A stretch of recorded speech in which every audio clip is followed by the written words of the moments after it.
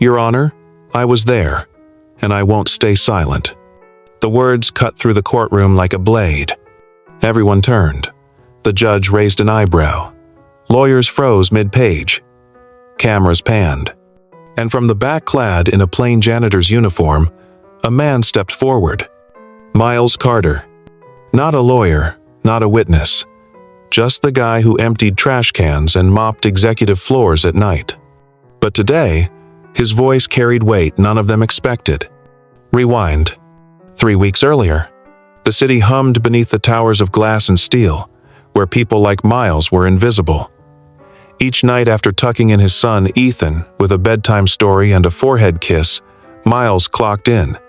He swept marble floors, wiped boardroom tables, and scrubbed the guilt off places power left behind. But that Tuesday night, everything changed. He had just finished the 29th floor and was about to take the service elevator down when he heard voices echoing from a dim conference room. Male, sharp, threatening. Female, calm, but trembling beneath it. Miles didn't mean to eavesdrop, but the door was slightly ajar, and what he heard made his blood run cold. "You think they'll believe you?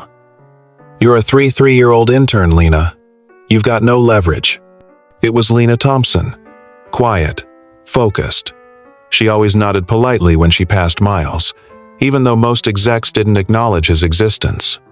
Now she was backed into a corner, accused of leaking sensitive files. But the man in front of her, a smug senior executive named Peter Lang, spoke like someone who had planned it all. And Miles saw something else that night too. Peter had slipped a flash drive into his pocket. He didn't know he was being watched. The next day, Lena was gone. Fired. Branded a security threat. Legal action was already underway. And Miles? He stayed silent for 3 days. Not because he lacked courage, but because courage was a luxury he couldn't afford. He'd already lost his wife. He couldn't lose the little he had left, especially not his son. But then, Ethan asked something at breakfast that cracked his silence open. "Dad, if someone sees something wrong but stays quiet, are they helping or hurting?" It hit him like a brick. He couldn't explain that to an 1-year-old. He could only show him. So when the court hearing opened, Lena, seated beside a disinterested public defender, Peter Lang smug behind the company's high-powered lawyers, and reporters scribbling for headlines, Miles stood up. The judge threatened to hold him in contempt. The room laughed. Security stepped forward. But then, a new voice rang out. Cold, clear, unexpected. Let him speak. Isabel Wren, the CEO herself, had spoken. The entire courtroom shifted. Even the judge leaned back. Isabel wasn't supposed to speak. She was only present to satisfy PR. But she saw something in Miles's eyes. Not fear, not desperation. Conviction. And as Miles stood before a sea of doubt, his voice calm but firm, he told them what he saw. How Peter had threatened Lena. How the timeline didn't match. How he'd cleaned that room every night for a year and knew something was wrong. It wasn't polished. It wasn't rehearsed. But it was honest. And it shifted something. Not just in the courtroom, but in Isabel, who hadn't felt the warmth of integrity in a long, long time. The courtroom wasn't supposed to go silent. Not for a janitor. Not for a man in worn-out work boots, whose hands still carried the faint smell of bleach and rust. But Miles Carter's words hadn't just pierced the air, they'd cracked something invisible. And standing at the back, Isabel Wren, the CEO with a reputation for ice, didn't blink once. "Let him speak," she'd said. She hadn't planned on attending the hearing at all. It was supposed to be handled by legal. Her presence was merely a gesture damage control. But now, Isabel couldn't look away.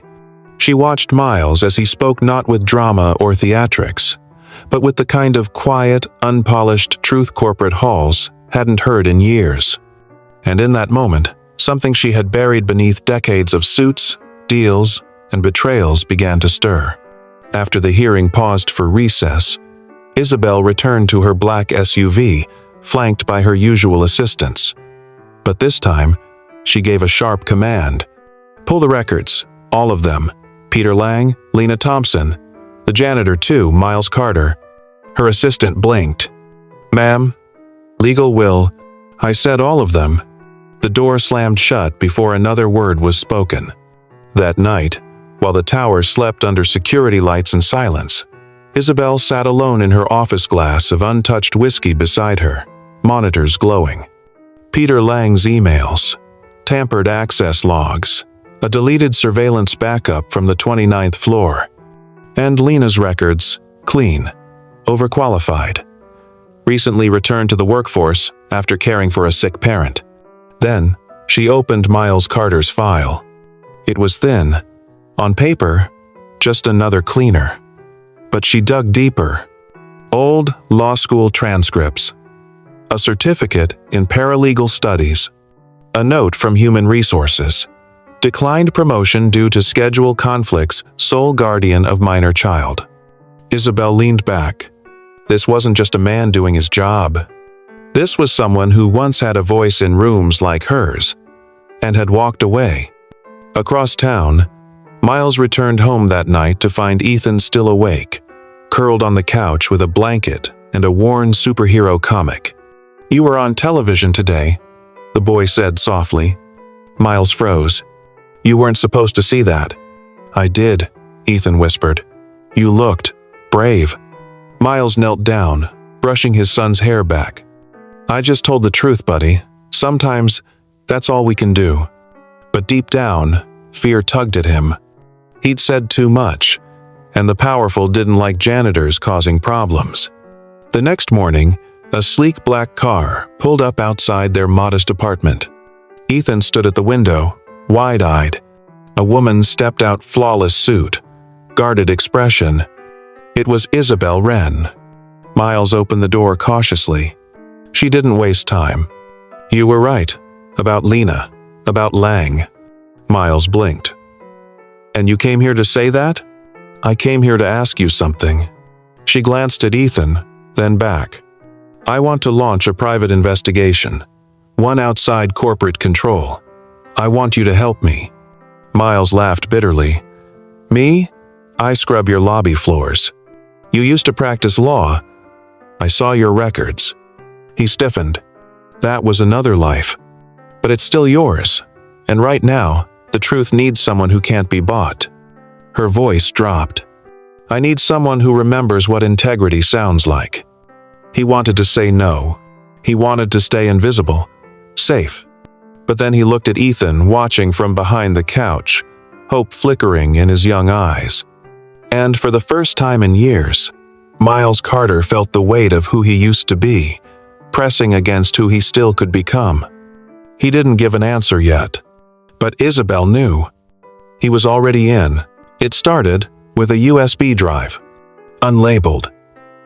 Slipped under Isabel Wren's office door sometime before sunrise. Inside, encrypted security footage from the 29th floor. Timestamped exactly 1 hour after Peter Lang's meeting with Lena. And in it, Lang alone. Deleting files. Removing a drive. Smiling. He hadn't seen the secondary camera. By 8 a.m., Isabel was on the phone with Miles Carter. "I want you in the room when I present this to the board," she said. "I'm not some kind of whistleblower," he replied. "No," she said. "You're a father. A man who stood up when no one else did. That's what they won't expect." Miles stood in his small kitchen, staring at the phone, dishes from Ethan's breakfast still in the sink. He had spent years trying not to be seen. Now, one of the most powerful CEOs in the city wanted him beside her in front of the men who could bury them both. He gave a soft exhale. "All right, I'm in." The boardroom sat at the top of the tower, all glass and polished steel, where silence was currency and reputation was everything. 12 members. Cold eyes. Folded hands. Peter Lang sat near the head, feigning confidence, but a bead of sweat betrayed him. Isabel walked in. So did Miles. The room shifted, unspoken confusion rising like fog. "A janitor didn't belong here," Isabel began, calm, crisp. "This company claims to stand for innovation, integrity, leadership." She slid a remote into Miles's hand. "Today, we remind them what that looks like." And with one click, the footage rolled. The silence was complete. When it ended, Lang's mask cracked. "This proves nothing," he snapped. "It's circumstantial. You're taking the word of a cleaner over a senior executive." "That cleaner," Isabel interrupted, "saw what no one else did, because unlike you, he wasn't looking at his reflection." The room stirred. Lang's voice rose. "Desperate. You're protecting her. That intern, she's a nobody. And he's disposable." Miles stepped forward. "I cleaned this room every night for 3 years. I've seen things you wouldn't believe. And the only reason I stayed silent was my son." His voice cracked. "But when I saw what was happening to Lena, I saw my wife. She died, believing this world could still be kind. I won't let her be wrong." No one moved. Then Isabel said what no one expected. "I'm suspending Peter Lang, effective immediately. A full investigation is underway. And from today forward, Miles Carter is my personal integrity advisor." Gasps. Lang's chair scraped as he stood, livid. "You can't do this." "I just did." But power doesn't go quietly.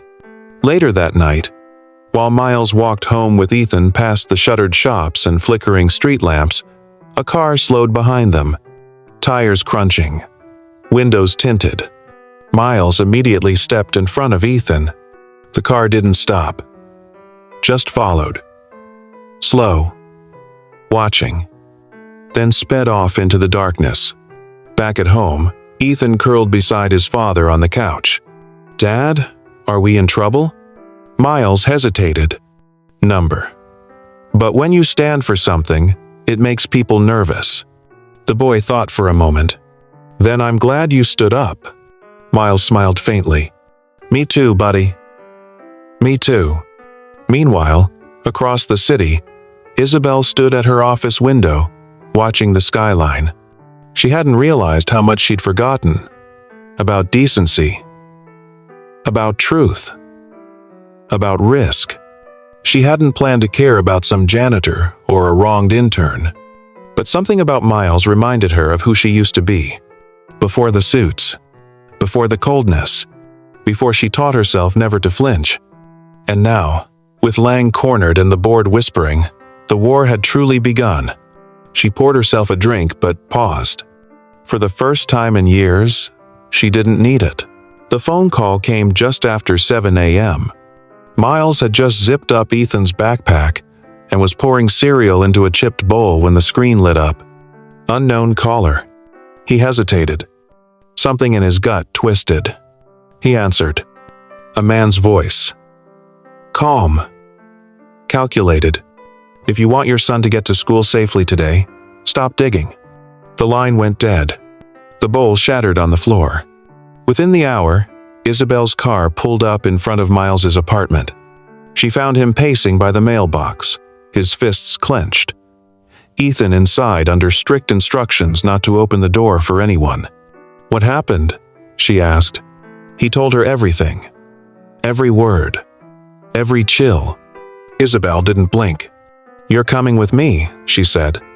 "Both of you." Number, "I won't drag Ethan into this. He's already in it, Miles. And if this threat is real, your apartment won't protect him." Her tone wasn't corporate anymore. It was personal. Protective. And for the first time since his wife died, Miles let someone help. They moved into a high-security guest residence Isabel kept for visiting executives far removed from the glass towers and boardrooms. No one would find them easily. Ethan explored the house quietly, gravitating toward a shelf of old records and a chessboard no one had touched in years. Isabel watched him from the hallway. She hadn't seen a child in her home in over a decade. Not since her own brother's boy, long gone. That night, Miles sat on the back porch, staring into the still darkness.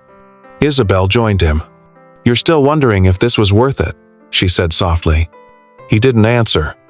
She continued, "Years ago, when I took over as CEO, I let them convince me that silence was strategy, that emotion was weakness. I let good people go just to protect my title."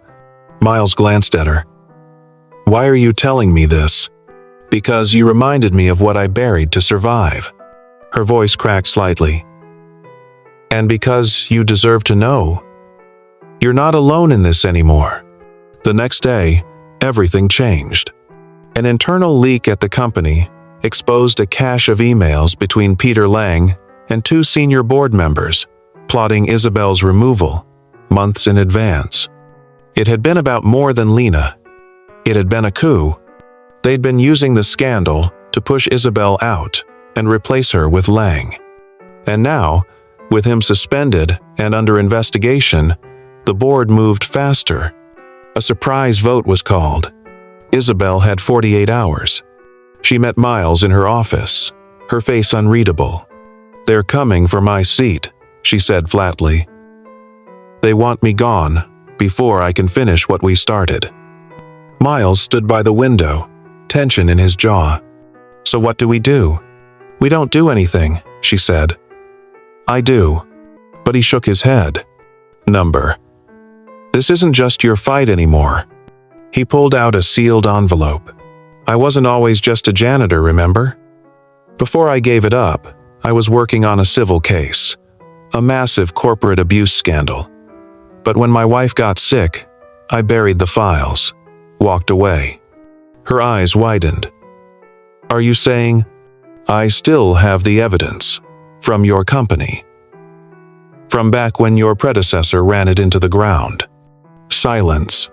"If we go public with this," he said, "they won't just lose the vote, they'll face federal scrutiny." Isabel stared at him. "You'd be burning every bridge." "I never had any to begin with." But across the city, someone else was watching. Peter Lang, still free, stood in his private townhouse, phone to his ear. "Carter's kid, the boy. Get to him." The voice on the other end hesitated. "That's a line we don't cross. You want your paycheck? Then find the kid." That evening, Ethan didn't come down for dinner. Miles knocked on the bedroom door. No answer. He opened it. Empty. The back window, wide open. A piece of fabric caught on the latch. Ethan's hoodie. Miles's heart stopped. "Ethan," he called, his voice trembling. Nothing. Somewhere in the distance, a black van disappeared into the fog. Miles ran into the street like a man possessed. "Ethan!" he screamed into the night, his voice cracking, arms flailing toward shadows that didn't respond. Every breath felt like a blade. The world spun, but the one face he lived for his sons was gone. Isabel followed behind him, barefoot on cold pavement, still in her blazer. She grabbed his shoulders. "We'll find him. We will." But Miles looked straight through her. "I should have never brought him into this," he whispered. "He's just a boy. My boy." Isabel didn't flinch. If they've taken him, they've made the biggest mistake of their lives. Across the city, Ethan sat in a cold, dimly lit room.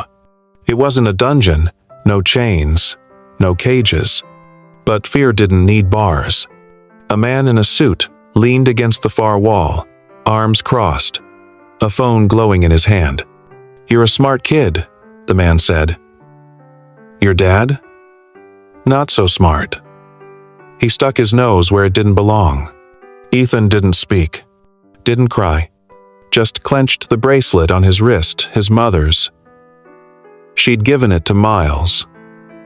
Miles had passed it to him last year, the night Ethan turned 10. "This bracelet means something," his father had said. "It means we don't give up, no matter what." Ethan closed his eyes and held on tighter. Back at Isabel's estate, her private security was already mobilized. Facial recognition, traffic cams, encrypted pings off cell towers. Isabel didn't wait for police. She stormed into the situation room, eyes wild, voice sharper than anyone had ever heard. "I want every exit locked, every unmarked vehicle flagged, and someone find Peter Lang. Now." Miles stood by the window, fists clenched so hard his nails dug into his palms. He hadn't cried yet. He couldn't. He had to stay sharp for Ethan. 3 hours later, a lead. A black van spotted near the edge of the city, turning into an abandoned shipping yard land owned by a shell company tied to Lang. Miles didn't wait for backup. He grabbed Isabel's keys. She followed without question. They arrived in silence. The air was heavy with rust and rot. Broken crates, steel containers. Shadows that moved when they shouldn't. Miles moved like a ghost. Years of cleaning empty offices in the dark had trained him to walk soundlessly. And then, a sound. A cough. He turned the corner, heart pounding. Ethan, tied to a chair, unharmed but pale, eyes wide. Miles ran. "Dad?" He dropped to his knees, pulling the boy into his arms. "I've got you. I've got you." But behind them, a slow clap echoed. Peter Lang emerged from the shadows, flanked by 2 men. "Well," he said, "isn't this touching?" Isabel stepped forward, calm, calculating. "You're finished, Peter." He laughed. "You think the board's going to believe you? That janitor's word, against mine?" Isabel smiled coldly. "I don't need the board." She raised a small device. A live feed. Audio streaming to the legal team, the press, and the board, all listening in real time. Peter's face fell. "I own this company, Lang," she said, "and I just made sure the world sees who's been running it into the ground." Peter lunged, but Miles stepped between them, and for the first time in his life, Peter Lang backed down. Police arrived minutes later. Lang was taken in without resistance. The men with him? Former security already flipping. Miles carried Ethan out in his arms, the boy clutching his bracelet like a lifeline. Outside, dawn was breaking. The sky pale gold. The city, just waking up. And Isabel stood beside them, finally exhaling. "You didn't just defend Lena," she said softly. "You defended something this company lost long ago." Miles looked down at Ethan.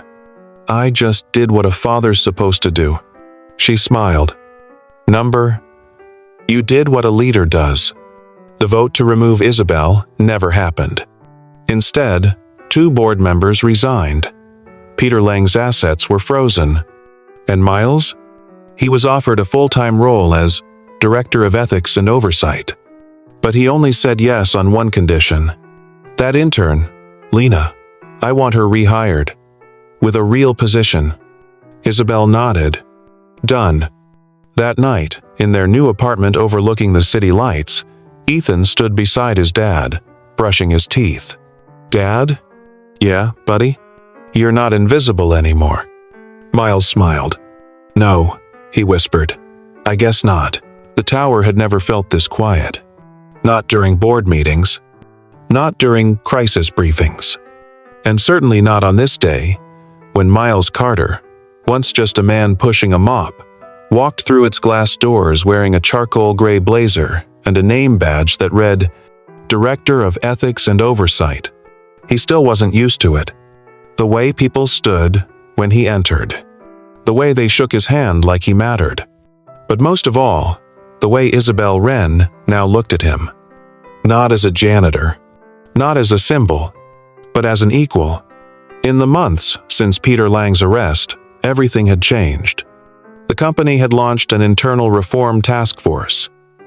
Lena Thompson, now head of internal security, had become the quiet backbone of the organization's turnaround. She passed Miles in the hallway one morning and smiled. "I almost quit corporate life after what happened," she said. "But watching you stand up in that courtroom, it reminded me why I came back." Miles nodded. "It reminded me of who I used to be. But not all change came with fanfare." One afternoon, Isabel found Miles standing on the rooftop garden alone, looking out over the skyline. The air was crisp. Autumn had begun to paint the city in deep golds and quiet reds. "You haven't accepted the promotion yet," she said. "I'm not sure I want to be behind a desk," he replied. "Truth is, I don't want to become what I fought against." She stood beside him in silence. "When I became CEO," she said finally, "I stopped feeling anything. It was easier that way. I told myself feelings were dangerous." She looked at him. "But you reminded me that sometimes. Feeling something is the only thing that saves us." Miles turned to her. "You saved me too." That evening, they shared dinner not in a boardroom, not in a restaurant, but at Miles's home. Ethan set the table himself, folding napkins into shapes he'd learned from YouTube. "You know," he said as he passed plates, "my dad never told me he used to be some kind of lawyer, or that he helped take down a bad guy." Isabel smiled.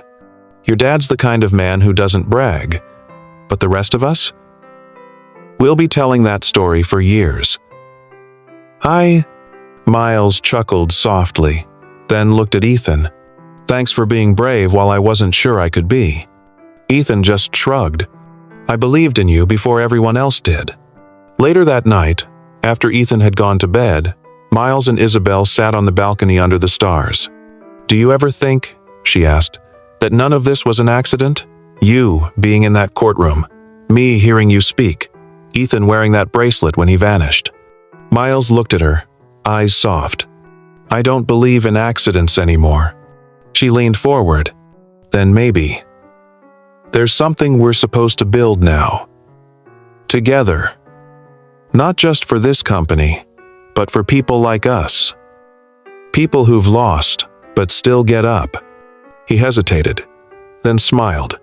"Then let's build it right." 6 months later, the company launched a new foundation, the Carter Wren Initiative. Its mission: support single parents re-entering the workforce, fund education for underpaid workers, and offer legal aid to whistleblowers with no voice. On the launch day, journalists asked Isabel if this marked a softer era for her leadership. She looked out at the crowd, then at Miles, who stood just off stage with Ethan by his side. "No," she said. "It marks a stronger one built on courage, not control." The crowd applauded. But Isabel? She just smiled at the boy in the front row, who stood a little taller now. Back at home that evening, Miles tucked Ethan in. "Did I do okay, Dad?" the boy asked sleepily. "You did perfect," Miles whispered. Then he leaned down and added something else. "And if your mom could see us now, she'd be proud." Ethan reached for his bracelet, now faded and fraying. "It still means we don't give up, right?" Miles smiled. "Always."